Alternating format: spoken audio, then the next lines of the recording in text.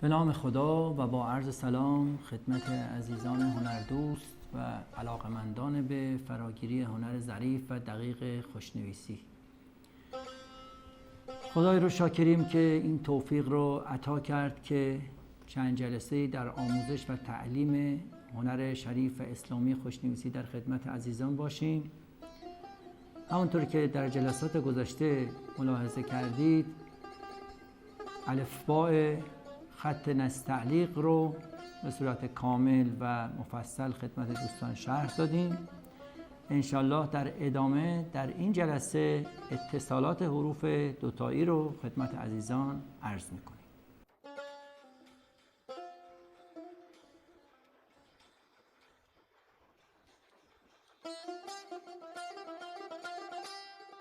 در ابتدا از حرف با شروع میکنیم.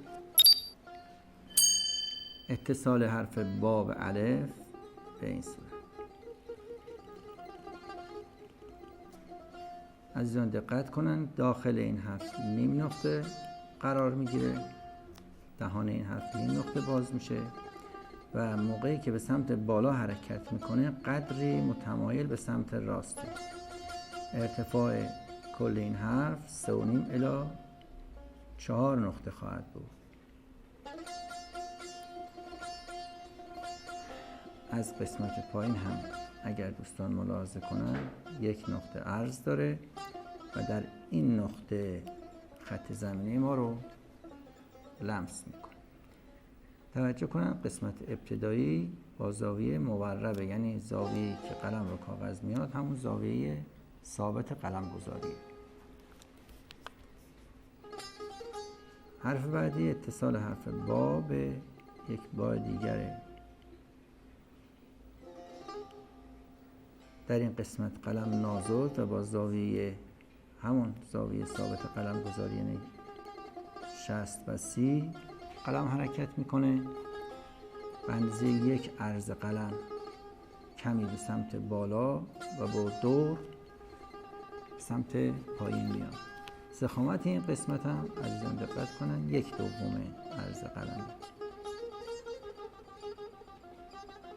و در ادامه یک حرف با که به طول 4 تا 6 نقطه است وصلش.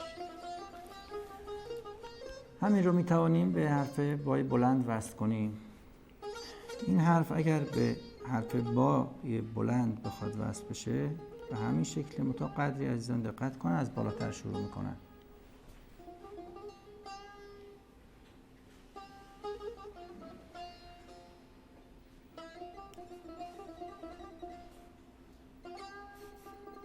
ارتفاع این حرف از خط زمینه حدوداً 2 نقطه خواهد بود. حرف با و حرف ت فرق نمیکنه. ملاحظه میکنید که در آخر انتهای تقریبا دورداری داره و اینجا هم به اندازه 1 عرض قلم یا 1 نقطه بیشتر جلو نمیاد. 9 تا 11 نقطه طول این حرف و اگر خطی از اینجا بکشیم به اندازه 1 نقطه در اینجا فاصله خواهد. حرف بعدی اتصال حرف با به جیم یا ه یا خ و چه هست. به این شکل نوشته میشه. این حرکت با زاویه حرکتی 30 درجه میاد تا اینجا و یک شیب تند میگیره. در این نقطه میشه زاویه ثابت قلم گذاری. 30 درجه از پایین، 30 درجه از بالا. این جیم در قسمت جلو دور میزنه و این پشت دیگه به سمت پایین ما زائده‌ای نداریم. همونطور که در حرف جیم گفته بودیم بعضی 1 نقطه که از اینجا فاصله گرفتیم این در مقابل انتها در مقابل سر جیم قرار میگیره و از اینجا ما قسمت دوم رو می‌نویسیم.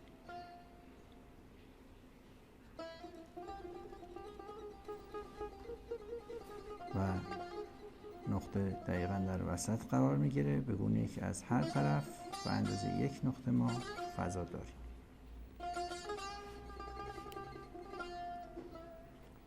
اینجا هم قریب به 2 نقطه. اتصال بعدی حرف با به دال هست. مثل حرف با می نویسیم، دیگه نمیبریم بالا، از اینجا یک ر متصل میکنیم به گونه‌ای که شروع مثلث رو در این نقطه ببینیم که از کجا این مثلث سه ضلعی شروع میشه. داخل این حرف نیم نقطه و ارتفاع همون ارتفاع حرف را که 2 نقطه بود. یک بار دیگه تحریر میکنم حرف رو. عزیزان دقت کنم، در اینجا میتوانم از گوشه سمت راست قلم استفاده کنم و این حرف رو طراحی کنم.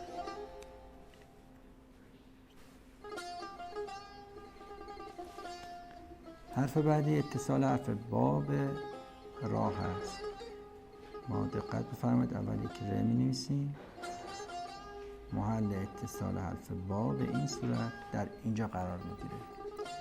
ملاحظه میکنید که این دو زاویه مایل قلم گذاری هستن و این دو زاویه ثابت حرکتی. ضخامت این قسمت هم با نصف قلمه که با مهارت عزیزان میتوانند اینها رو با یک حرکت قلم بنویسند.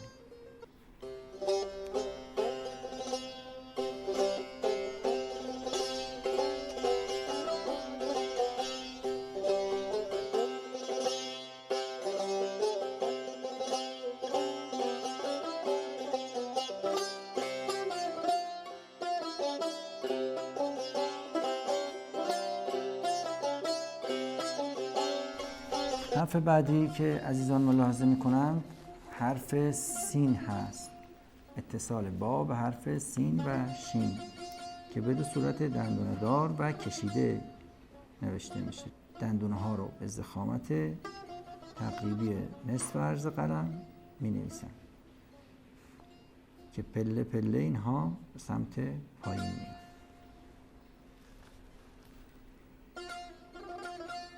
حدوداً یک نقطه مستقیم به سمت پایین و بعد حرکت این بیضی شروع خواهد شد.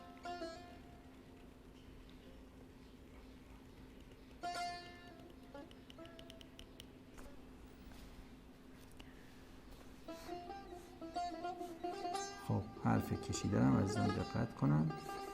الفی که برای ابتدای حرف کشیده میگذاریم به تناسب کشیده قدری به راست مایله و کمی هم بلندتر میشه.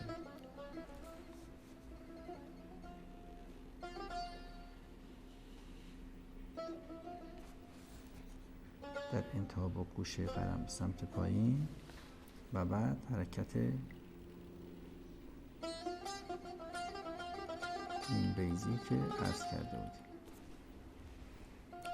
خب شیب این حرف هم از 2 تا 3 نقطه میتونه باشه و طول این حرف 6 تا 8 نقطه.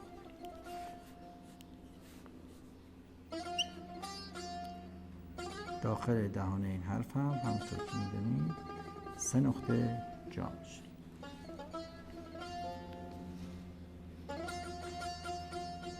حرف بعدی اتصال حرف با به حرف صاد هست.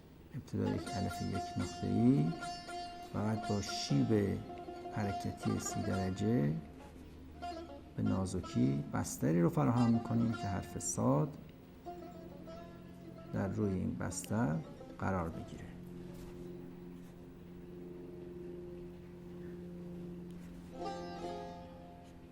همونطور که ملاحظه کردید در امتداد هم و قسمت زیر با 2/3 عرض قلم نوشته میشه. عرض صاد رو که قبلا گفته بودیم 2 نقطه. در ادامه مانند حرف سین و شین عمل میکنیم.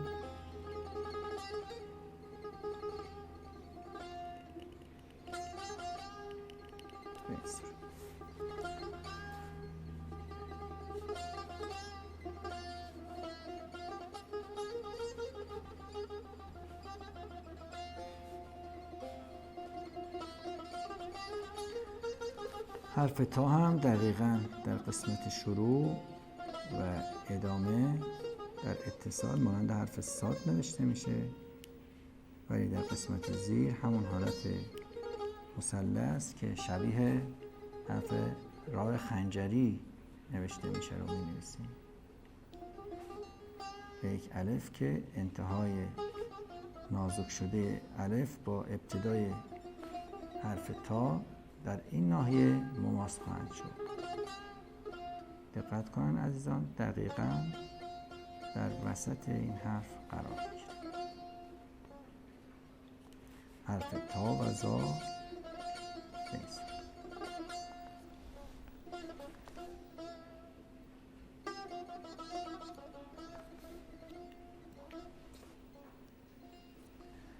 اتصال حرف با به حرف عین، باز ابتدا یک الف به طول یک نقطه و بعد در ادامه حرف عین در اتصال وسطی و انتهایی حروف به این صورت نوشته میشه. عدسی شکل به گونه‌ای که بالاترین قسمت در اینجا خواهد بود و دور میزنه به پشت مقابل این که رسید. رمز یک نقطه پایین اومده و ادامه حرف رو به این صورت می‌نویسیم.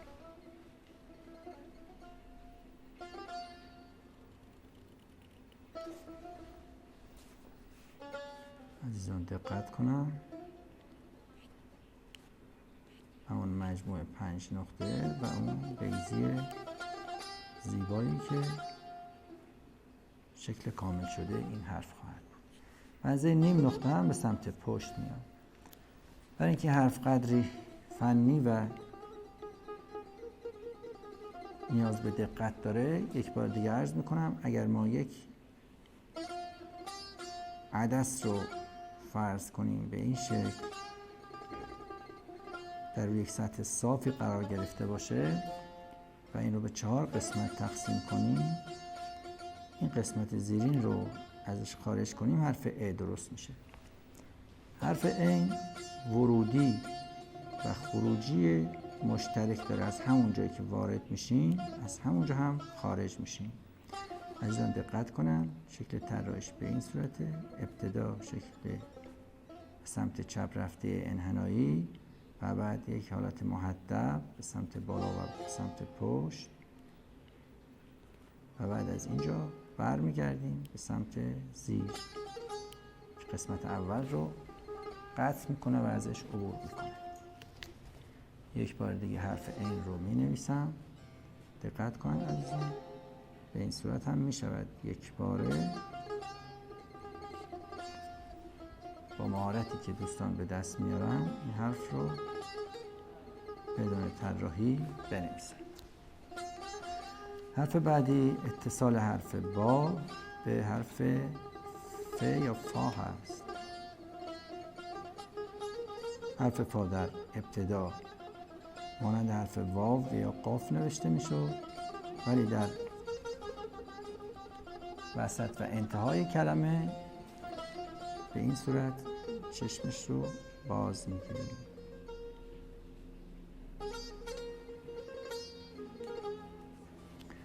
همون شیب 30 درجه حرکتی، اتصال الف یک نقطه‌ای با شیب و ملایمت به زیر حرف ف. دقت کن عزیزان، شکل طراحی حرف ف در وسط، قسمت اول به این صورته، قسمت دوم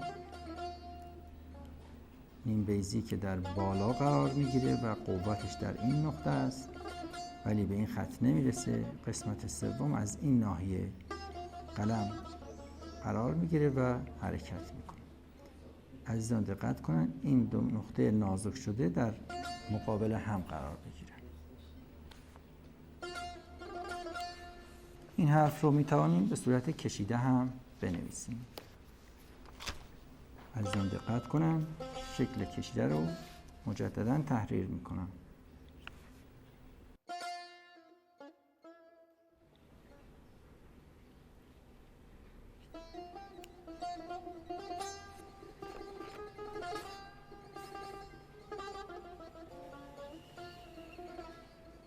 بعد حرف ب کشیده رو که در انتها به این صورت گرد میشه به این حرف متصل میکنه. شیب حرکتی زاویه 30 درجه در اینجا ثابته و عزیزان دقت میکنن که این حرف با دقت و ظرافت خاصی باید نوشته بشه و جزو حروف نسبتاً مشکلی هست که با تمرین عزیزان موفق خواهند شد این حرف رو به راحتی بنویسن. 9 تا 11 نقطه هم طول این کشیده ما میتواند قرار بگیره.